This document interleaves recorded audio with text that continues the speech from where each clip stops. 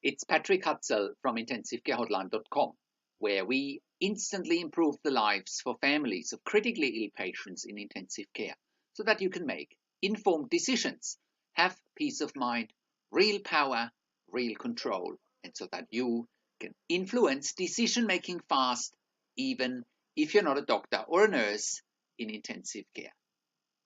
In last week's blog, I talked about having a loved one critically ill in intensive care. Counterintuitive strategies that work. You can check out last week's blog by clicking on the link below this video. In this week's blog, I want to share another story that made headlines around the world in the last few weeks and last few months.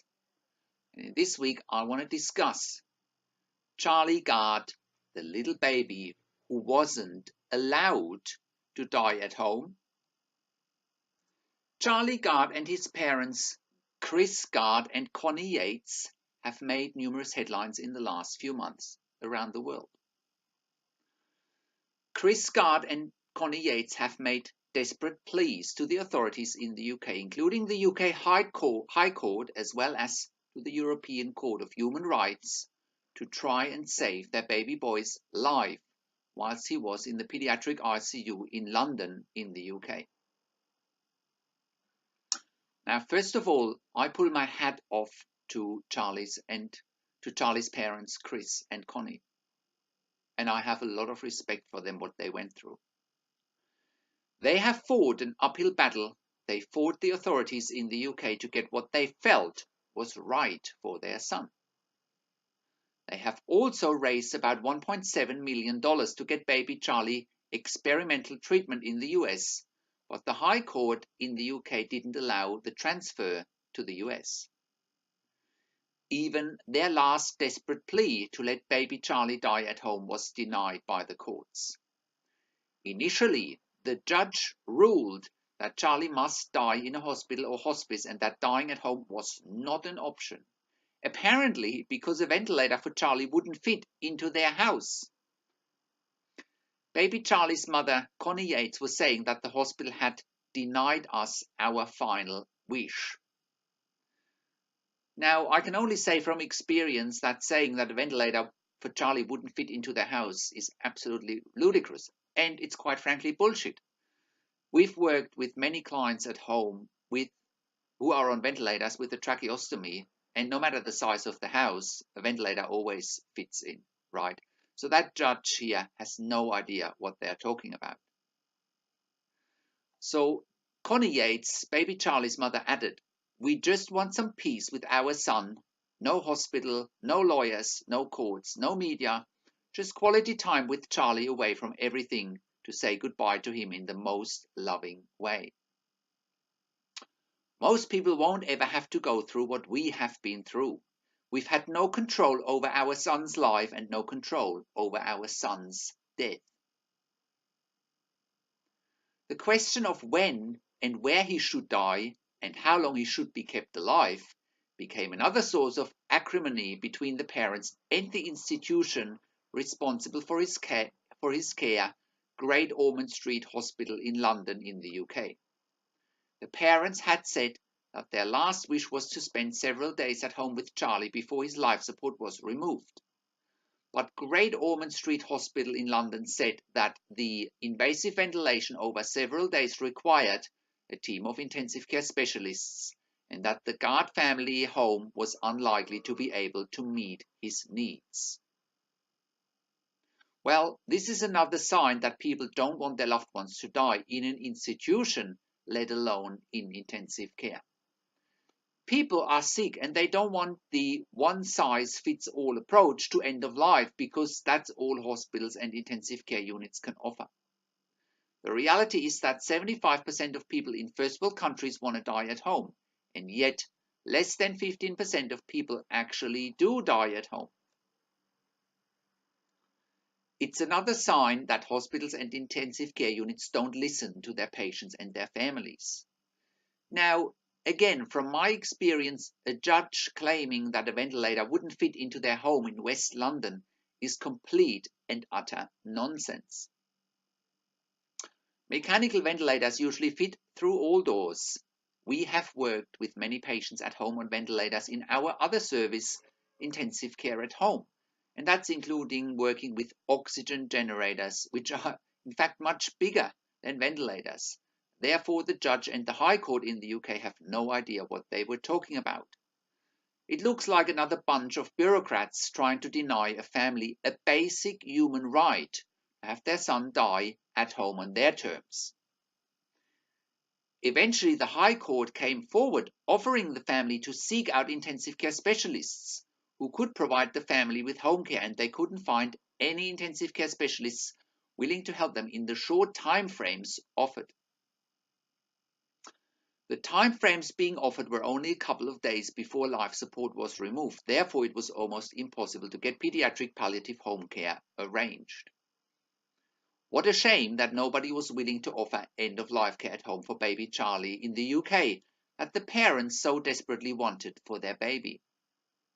We believe and we know from experience that a service like intensive care at home could have offered this palliative care service for baby Charlie and his parents to help them let baby Charlie die at home. To find out more about intensive care at home, check out intensivecareathome.com. Now, letting baby Charlie die at home would have taken a few days of preparation, but it would have been possible, and the High Court knew that it's possible. However, High Courts as well as hospitals are afraid that families get too much power. They were probably worried that baby Charlie could set a precedent, and therefore more and more people will demand to die at home and simply don't want to die in an intensive care unit. Nevertheless, baby Charlie's parents have done an amazing job in fighting for their child and in fighting the bureaucrats over what they felt was right for baby Charlie. But one question remains. Will we now have the courts ruling where and in which circumstances people are allowed to die? What do you think? Do you think baby Charlie should have been allowed to die at home in dignity? I would really appreciate your comment on the blog. So, how can you become the best advocate for your critically ill loved one? Make informed decisions, get peace of mind, control, power, and influence quickly whilst your loved one is critically ill in intensive care. You get to that all-important feeling of making informed decisions, get peace of mind, control, power, and influence when you download your free Instant Impact Report now by entering your email below. In your free Instant Impact Report, you learn quickly how to make informed decisions, get peace of mind, real power, and real control, and how you can influence decision-making fast whilst your loved one is critically ill in intensive care. Your free Instant Impact Report gives you in-depth insight that you must know whilst your loved one is critically ill or is even dying in intensive care. Sign up and download your free Instant Impact Report now by entering your email below. In your free Instant Impact Report, you learn how to speak the secret intensive care language so that the doctors and the nurses know straight away that you are an insider and that you know and understand what's really happening in intensive care. In your free report, you will also discover how to ask the doctors and the nurses the right questions. Discover the many competing interests in intensive care and how your critically ill loved one's treatment may depend on those competing interests. How to eliminate fear, frustration, stress, struggle, and vulnerability, even if your loved one is dying. You get 5 mind-blowing tips and strategies helping you to get on the right path to making informed decisions, get peace of mind, control, power, and influence in your situation. You'll get real-world examples that you can easily adapt to your critically ill loved one's situation. How to stop being intimidated by the intensive care team and how you will be seen as equals. You'll get crucial behind-the-scenes insight so that you know and understand what's really happening in intensive care. And how you need to manage doctors and nurses in intensive care, and it's not what you think. Thank you for tuning into this week's blog, and I'll see you again next week in another update.